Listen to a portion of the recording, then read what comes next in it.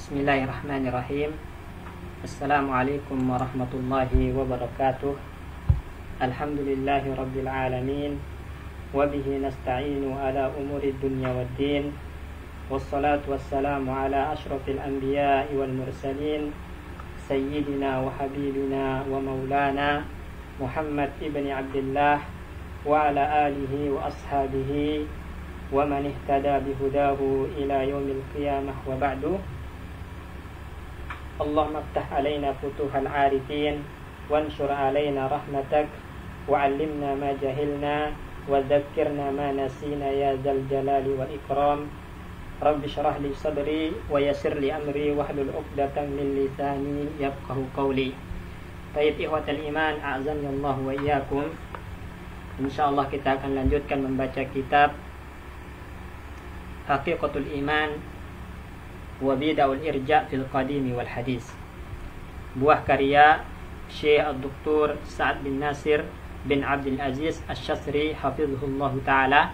Dan kita masuk ke pembahasan pertama, yaitu Haqiqatul Imani fin Nususi Asy-Syar'iyyati, hakikat keimanan dalam kacamata nas-nas syar'iyyah.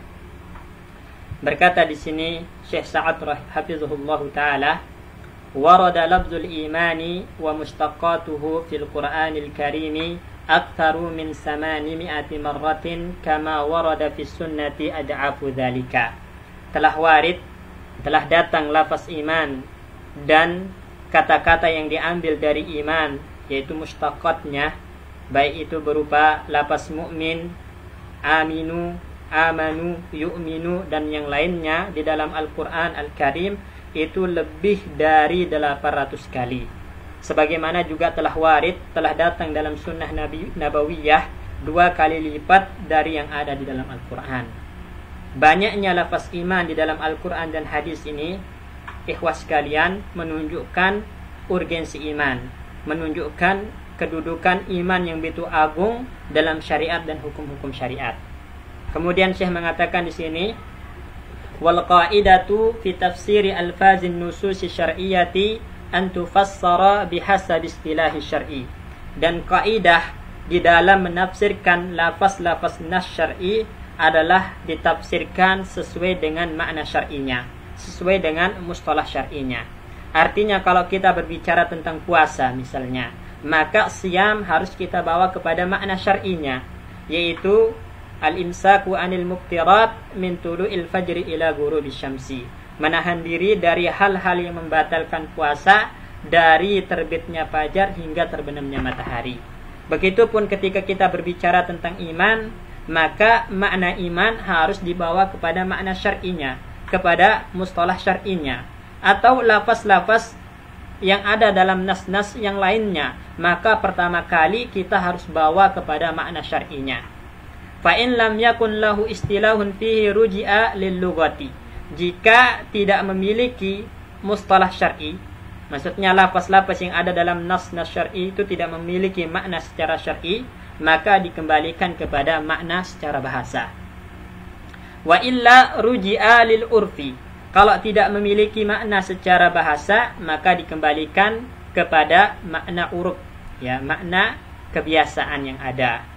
Jadi di sini ada 3 langkah, ya, dalam menafsirkan lafaz-lafaz syar'i. Pertama, harus dibawa kepada makna syar'inya. Jika tidak memiliki makna syar'i, baru dibawa kepada makna lugawi, makna secara bahasa.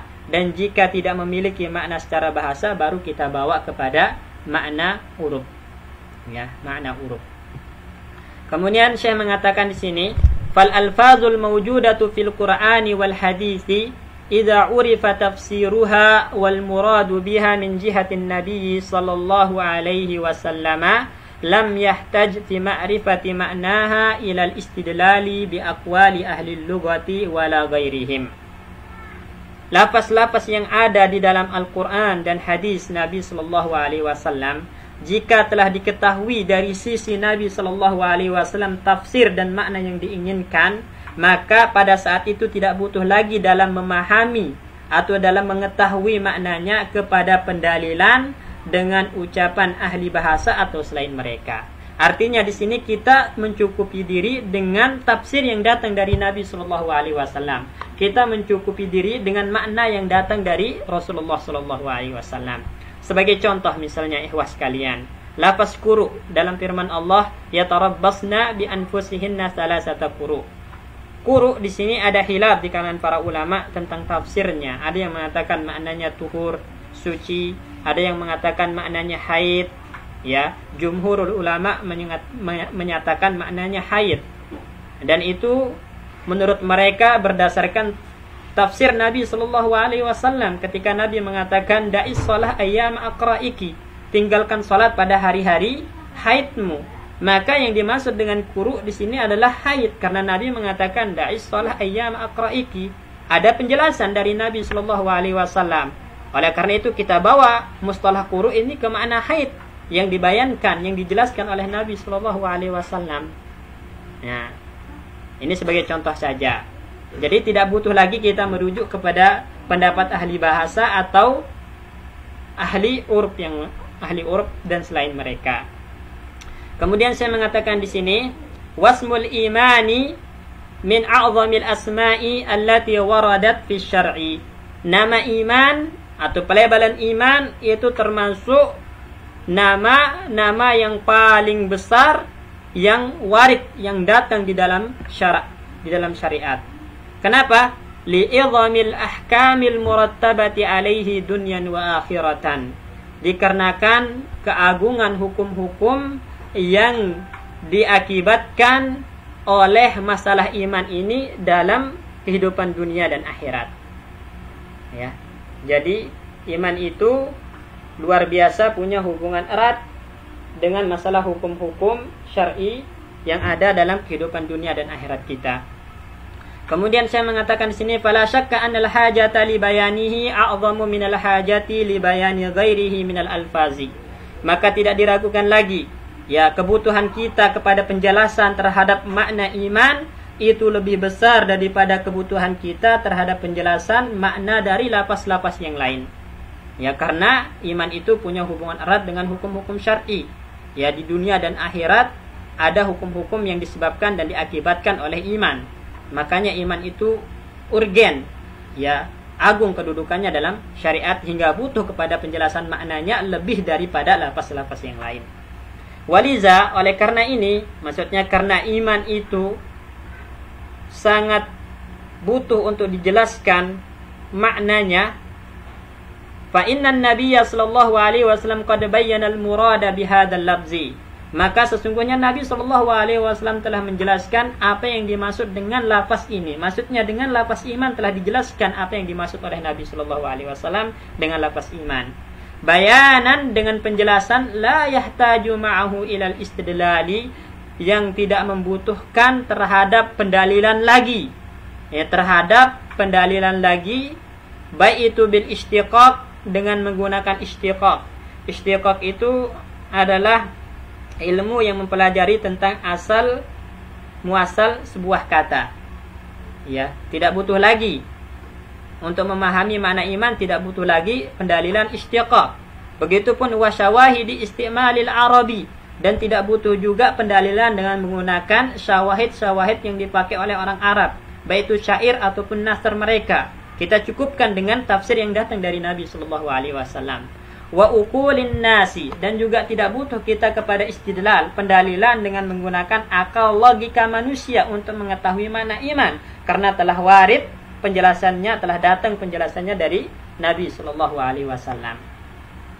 Falihada, oleh karena ini, maksudnya karena adanya penjelasan dari Nabi sallallahu alaihi wasallam tentang makna lafaz iman, yajibur ruju'u fi musammayati hadhil asma'i ila bayanillahi wa rasulih. Wajib untuk kembali dalam melabeli sesuatu atau seseorang dengan nama ini, maksudnya dengan iman, kepada penjelasan Allah dan Rasulnya. Jadi ketika kita melabeli seseorang mukmin atau tidak beriman, maka wajib kita kembali kepada penjelasan Allah dan Rasulnya. Fa innahu syafin kafin, karena sesungguhnya penjelasan Allah dan Rasul itu telah sempurna dan mencukupi. Ya.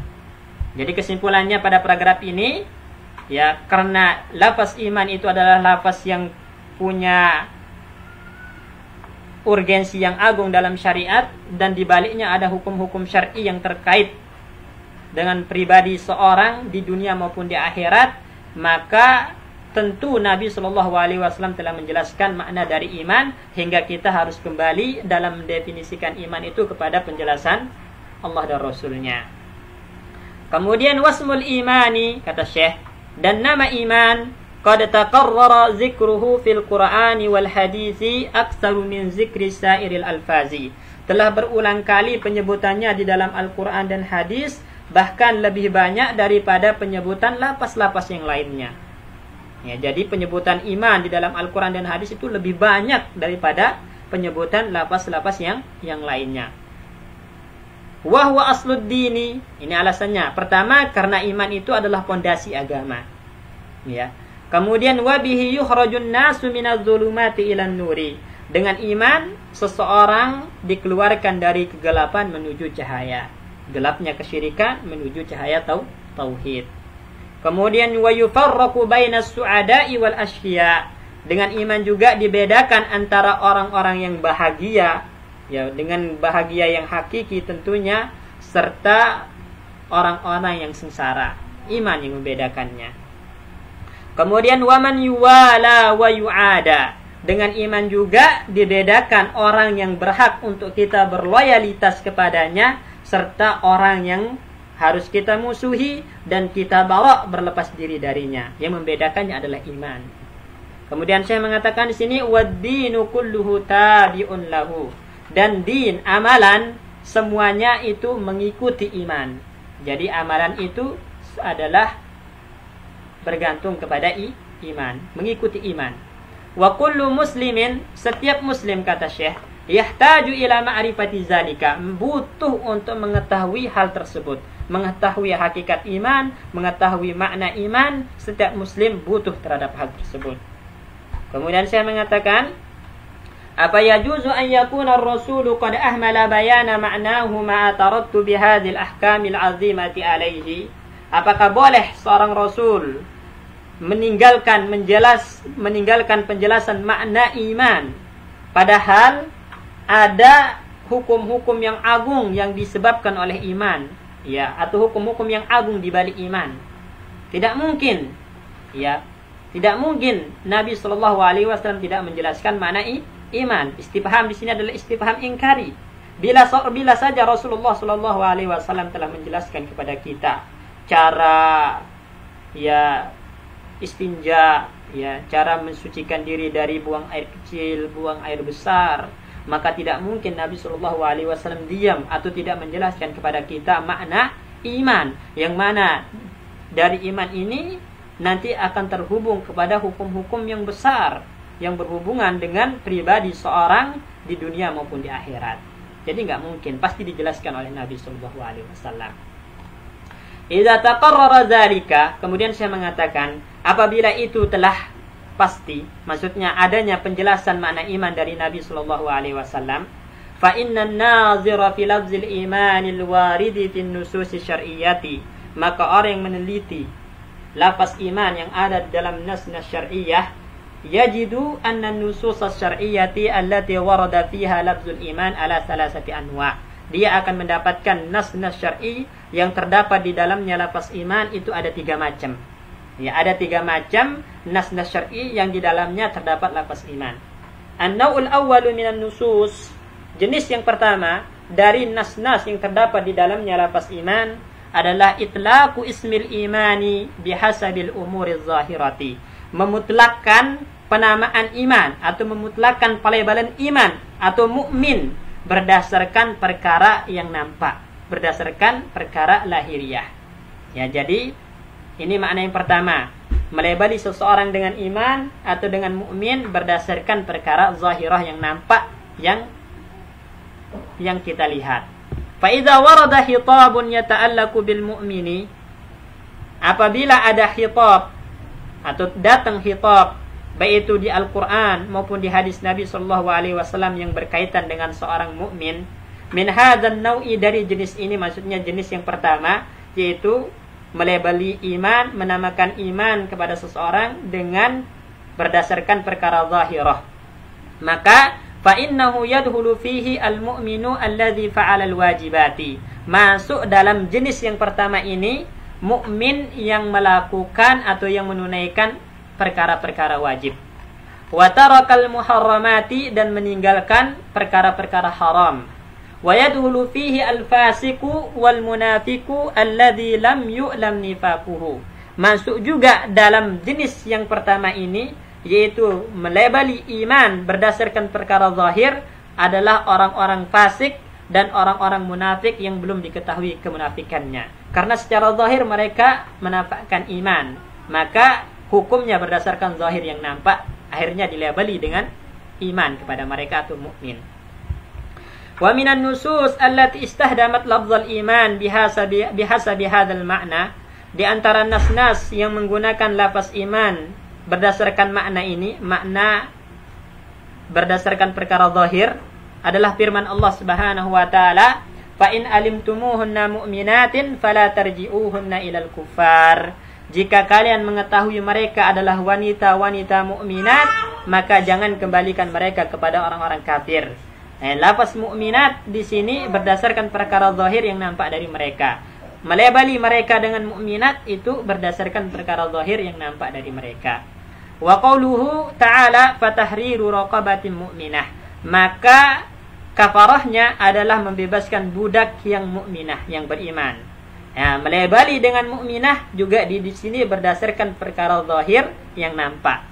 Yakni bihasabi ma yazharu lakum, kata Syekh, yaitu berdasarkan apa yang nampak bagi kalian. Kalau secara zahir nampak di mata kalian dia adalah seorang mukmin, maka dihukumi dengan iman, ya, atau mukmin. Kemudian wa hadzal ma'na huwa alladhi ta'allaqa bihi al-ahkamu ad-dunyawiyyatu min al-huquqi wal hudud. Jadi makna ini, maksudnya makna berdasarkan perkara zahir ini lah yang terkait dengan hukum-hukum dunia, berupa menunaikan hak dan menegakkan hukum had. Seperti hak nuddam, menjaga darah. Artinya kalau secara zahir dia menampakkan keimanan, darahnya terjaga, tidak boleh ditumpahkan. Wal mali, begitupun hartanya terjaga, tidak boleh dirampas. Wal mawarisi, kemudian juga terjadi waris mewarisi jika secara zahir menampakkan keimanan. Wa nahwu dzalika minal ahkami, dan yang semisalnya dari hukum-hukum dunia. Ini yang pertama. Jadi nas-nas yang ada lafaz iman yang pertama, maknanya itu adalah melihat berdasarkan perkara zahirnya. Kemudian an-naw'us tsani minan nususi, jenis yang kedua dari nas-nas yang terdapat di dalamnya lafaz iman, kata Syekh, adalah isti'malu lafzul imani wal mu'mini walladzina amanu fi mutlaqil iman. Menggunakan lafaz iman, lafaz mukmin, lafaz alladzina amanu, orang-orang yang beriman, fi mutlaqil iman, di dalam masalah mutlaqil iman. Apa yang dimaksud dengan mutlaqil iman? Aslul iman. Yang dimaksud adalah aslul iman, fondasi keimanan. Artinya, jika di dalam hatinya terdapat fondasi keimanan, walaupun dia adalah merupakan pelaku dosa besar, maka tetap dilabeli dengan mukmin atau alladzina amanu, atau dikategorikan iman ada di dalam hatinya. Bihaitsu yadkhulu fi dzalikal mu'minu alladzi fa'ala al-wajibati wa tarakal muharramati wal fasiqu. Masuk dalam jenis yang kedua ini mukmin yang melakukan hal-hal wajib, meninggalkan perkara haram, juga masuk orang-orang fasik. Kenapa? Meskipun orang-orang fasik itu adalah pelaku dosa, namun di dalam hati mereka masih ada aslul iman atau mutlaqul iman, sehingga mereka tetap dilabeli dengan mukmin, alladzina amanu, dan yang semacamnya. Wa minhu qauluhu ta'ala, di antara contoh ya nas yang memiliki makna mutlaqul iman atau aslul iman adalah firman Allah Subhanahu wa taala, ya ayyuhalladzina amanu, wahai orang-orang beriman. Maksudnya wahai orang-orang yang ada di dalam hati mereka aslul iman, pondasi iman, ya. Wa qauluhu in kuntum mu'minin, jika kalian adalah orang-orang beriman. Maksudnya jika kalian adalah orang-orang yang terdapat di dalam hatinya aslul iman, pondasi iman atau mutlaqul iman. Wa huwa al-aslu fi misli qaulihi wa ma ulaika bil mu'minin. Dan inilah kaidah dalam semisal firman Allah Subhanahu wa taala, wa ma ulaika bil mu'minin. Tidaklah mereka orang-orang yang beriman. Jadi yang dinafikan oleh Allah dalam surat Al-Maidah ayat 43 ini adalah aslul iman. Tidaklah mereka orang-orang yang memiliki pondasi keimanan. Jadi mereka tidak punya pondasi keimanan. Kalau begitu adalah mereka orang-orang kafir. Karena tidak memiliki pondasi iman dalam hatinya. Juga wa qauluhu juga atau wa qulihi juga firman Allah Subhanahu wa taala, la ta'taziru qad kafartum ba'da imanikum. Jangan kalian cari uzur atau minta uzur, sesungguhnya kalian telah kafir setelah iman kalian. Setelah kalian memiliki pondasi iman, kemudian kalian hancurkan aslul iman tersebut, kalian hancurkan pondasi iman tersebut dengan melakukan pembatal-pembatal iman, maka kalian telah kafir. Disebabkan aslul iman, mutlaqul iman sudah tidak ada dalam hati kalian. Nah ini. Jadi ba'da imanikum setelah kalian memiliki aslul iman, kemudian kalian hancurkan hingga tak tersisa lagi pondasi keimanan, maka kalian telah keluar dari label mukmin menjadi kafir. Wa minhu qauluhu subhanah, dan di antara contohnya juga adalah firman Allah Subhanahu wa taala, balillahi yamunnu alaikum an hadakum lil imani in kuntum sadiqin. Bahkan Allah Subhanahu wa taala menganugerahkan kepada kalian. Apa anugerah tersebut ditafsirkan oleh Allah dalam ayat selanjutnya, yaitu an hadakum lil iman. An di sini kalau dalam bahasa Arab namanya an tafsiriyah, yang menafsirkan anugerah Allah sebelumnya. Jadi anugerah Allah yang Allah berikan kepada kalian itu adalah hadakum lil iman. Allah berikan hidayah kepada kalian lil iman, untuk beriman, untuk memiliki pondasi iman dalam hati kalian. In kuntum sadiqin, jika kalian adalah orang-orang yang jujur. Kemudian saya mengatakan di sini, fa asbata lahum mutlaqal imani. Allah Subhanahu wa taala tetapkan bagi mereka mutlaqal iman, aslul iman. Allah tetapkan bagi mereka pondasi keimanan, wa huwa hadzan nau', dan dia adalah jenis yang kedua ini. Ya, jenis yang kedua ini yang lagi kita bicarakan dari jenis-jenis iman yang ada. Ba'da an nafa'anhum al-iman al-mutlaq, setelah Allah Subhanahu wa taala menafikan dari mereka iman mutlak. Apa itu iman mutlak? Iman al-kamil, iman yang sempurna. Jadi Allah nafikan dalam surat Al-Hujurat ayat 14 iman yang sempurna dari diri mereka, atau al-iman al-mutlak, yaitu qul lam tu'minu, katakanlah kalian itu belum beriman, walakin qulu aslamna, akan tapi katakan kami Islam. Nah, maksudnya lam tu'minu di sini apa? Yang dinafikan oleh Allah di sini adalah al-iman al-mutlaq, al-iman al-kamil. Kalian itu belum memiliki iman yang sempurna. Nah, kemudian pada ayat Hujurat selanjutnya, ya, yang ke-17, ayat yang ke-17, Allah tetapkan kalau mereka punya iman. Iman apa? Aslul iman. Mereka pasti punya aslul iman, tapi tidak ada al-iman al-mutlaq atau al-iman al-kamil dalam hati mereka. Wa huwa an-naw'u tsalis, dan dia adalah jenis yang ketiga. Maksudnya al-iman al-mutlaq itu adalah jenis yang ketiga dari penyebutan iman dalam nas-nas syar'i. Ala sahih, menurut pendapat yang sahih, min qaulai ahli ilmi, dari dua pendapat ahlul ilmi, khilafan li jama'atin, menyelisih sebagian jamaah, ya, jamaah yang sesat tentunya. Kemudian makna yang ketiga, kata Syekh, an-naw'u tsalis minan nususi, jenis yang ketiga dari nas-nas yang terdapat di dalamnya penyebutan iman adalah isti'malu lafzil imani fil imanil mutlaqi, menggunakan lafaz iman dalam makna iman al-mutlaq atau al-iman al-kamil, iman yang sempurna.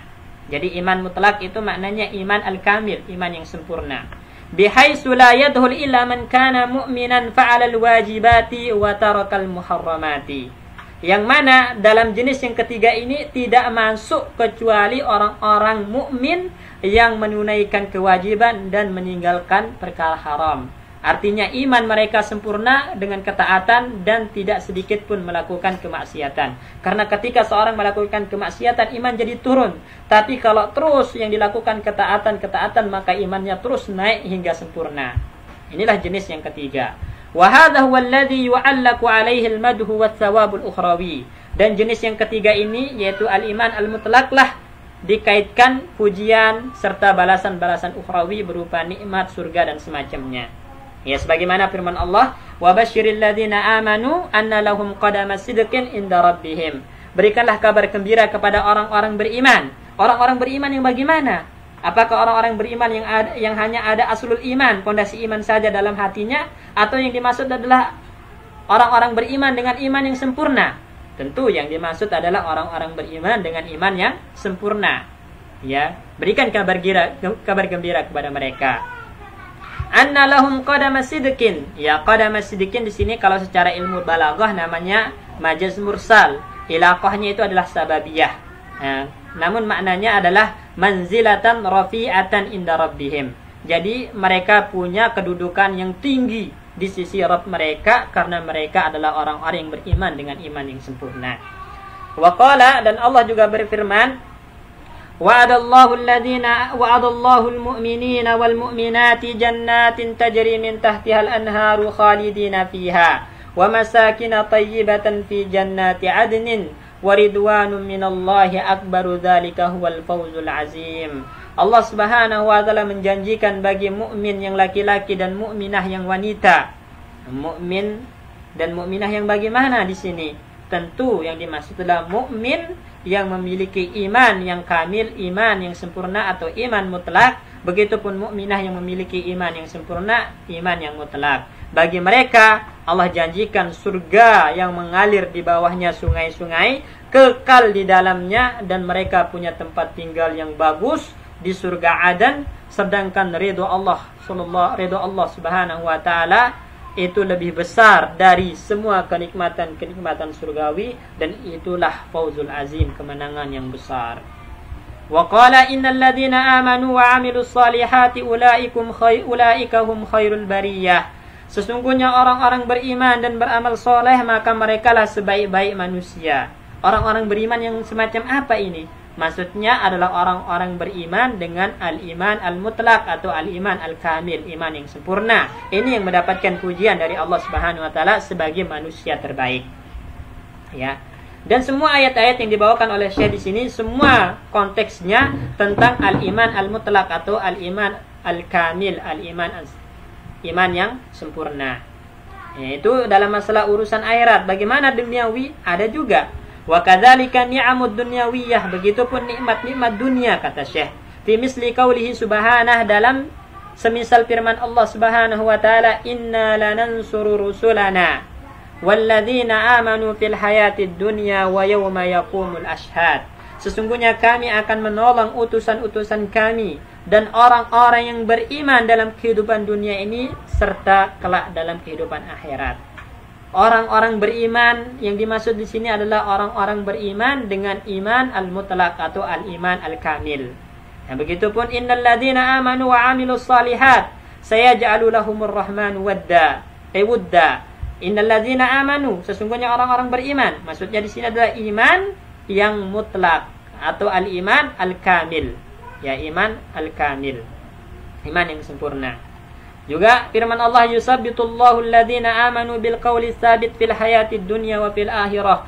Allah kukuhkan orang-orang beriman ya dengan ucapan yang kukuh dalam kehidupan dunia dan akhirat. Maksudnya dengan ucapan kalimatut tauhid, ya. Siapa orang-orang beriman di sini? Tentu yang dimaksud adalah orang-orang beriman dengan al-iman al-mutlaq atau al-iman al-kamil, iman yang sempurna. Ya. Jadi semua ayat ini konteksnya adalah tentang al-iman al-mutlaq atau al-iman al-kamil. Ya. Kesimpulannya, orang-orang yang mendapatkan ganjaran ukhrawiyah, ya, kenikmatan akhirat, begitupun kenikmatan dunia serta janji-janji Allah, itu adalah orang-orang yang memiliki iman al-mutlaq atau al-iman al-kamil. Ya, sebagaimana dalam ayat-ayat Al-Qur'an yang telah dibacakan tadi. Kemudian saya mengatakan sini, wa min hadzal nau'i qaulullah ta'ala, dari jenis ini, maksudnya jenis yang ketiga, yaitu al-iman al-mutlaq atau al-iman al-kamil, juga makna firman Allah Subhanahu wa ta'ala, innamal mu'minuna alladzina idza dzukirallahu wajilat qulubuhum. Sesungguhnya orang-orang beriman itu adalah orang-orang yang apabila Allah disebut maka hati mereka bergetar. Nah, orang-orang mukmin yang semacam apa? yang ketika Allah disebut di sisinya langsung hatinya bergetar. Tentu orang-orang mukmin dengan al-iman al-mutlaq atau al-iman al-kamil, iman yang sempurna. Ya. Itulah jadi orang-orang yang memiliki iman yang sempurna lah yang bisa hatinya bergetar ketika mendengar nama Allah Subhanahu wa taala. Kalau kalau hati kita tidak bergetar ketika mendengar nama Allah Subhanahu wa taala, maka iman kita perlu dievaluasi. Wa qauluhu, dan juga firman Allah Subhanahu wa taala, qad aflahal mu'minun. Ya, sesungguhnya telah beruntung orang-orang beriman. Ya, orang-orang beriman yang bagaimana? Orang-orang yang beriman dengan al-iman al-mutlaq atau al-iman al-kamil, iman yang sempurna. Ya, alladzina hum fi salatihim khashi'un. Ini ciri-ciri mereka. Kalau salat khusyuk, artinya mereka betul-betul khusyuk dalam menjalankan ketaatan kepada Allah Subhanahu wa taala. Dan mereka meninggalkan hal-hal yang diharamkan oleh Allah Subhanahu wa taala. Inilah ciri-ciri orang yang memiliki al-iman al-mutlaq atau al-iman al-kamil. Kemudian juga Allah mengatakan, innama yu'minu bi ayatina allazina idza dzukkiru biha kharru sujada wa sabbahu bihamdi rabbihim wa hum la yastakbirun. Sesungguhnya orang-orang yang beriman dengan ayat-ayat kami adalah orang-orang yang apabila disebut ya ayat-ayat kami di sisinya, maka mereka langsung tersungkur bersujud. Ya, coba bayangkan mukmin yang seperti apa yang ketika ayat Allah dibacakan langsung tersungkur bersujud. Tentu mukmin yang dengan iman al-mutlaq atau al-iman al-kamil, iman yang sempurna. Makanya mereka langsung bertasbih memuji Rabb mereka dan mereka tidak sama sekali melakukan kesombongan. Tatajafa junubuhum 'anil madaji. Bahkan lambung-lambung mereka itu menjauh dari tempat tidur karena melakukan ibadah, taat. Ya, qiyamul lail, yad'una rabbahum, berdoa kepada Allah Subhanahu wa taala, beribadah kepada Allah, khaufan wa tama'a, dengan penuh rasa takut dan rasa harap. Wa mimma razaqnahum yunfiqun, dan dari rezeki yang Allah berikan mereka senantiasa berinfak. Artinya mereka senantiasa menjalankan ketaatan-ketaatan kepada Allah dan meninggalkan perkara-perkara haram hingga iman mereka naik dan sempurna. Maka mereka mendapatkan label dengan mukmin bil iman al-mutlaq, mukmin dengan iman yang sempurna.